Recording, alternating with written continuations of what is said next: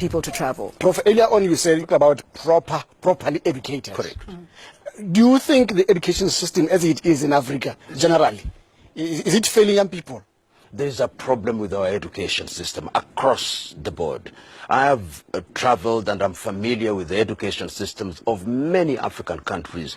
And what has happened over the years is that we have acquired obsession with degrees, but we don't ask ourselves what is the content of the degrees that we are issuing. If you permit me, yes, many African countries say that agriculture is the backbone of our economy.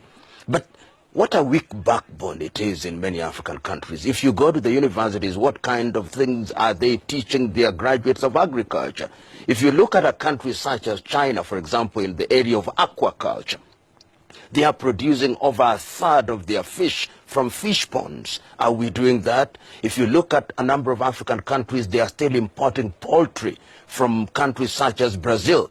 And I'm submitting to us that in every sector, whether it is in agriculture, whether it's in engineering, we must look at the content of what we are doing so that we are able to produce young men and women who are innovators and inventors, and we become manufacturers, and value addition becomes our forte. If I may, you are saying in other words, the way our education is must talk to our economic needs, must talk to what we say about our country. Let's use the example of agriculture. Yes. If at all agriculture is the backbone, then the education system must talk to this backbone. You put it so well.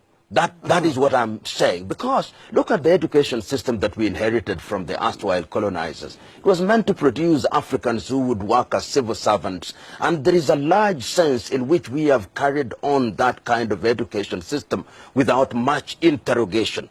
Going forward, we must ask ourselves at the University of Botswana, how many patents have you acquired in any given year in terms of creation, if it is food science technology? I was in an aircraft which is an African airline. The butter is from Denmark.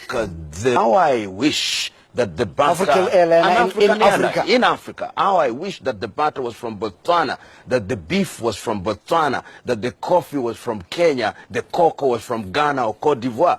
Because when we talk about these things, it means that every sachet of sugar that I'm consuming, if it is produced in Zambia, it creates employment. And you ask a question which must be answered. Yes, yes. Do the young men and women in Botswana know about the opportunities in Rwanda?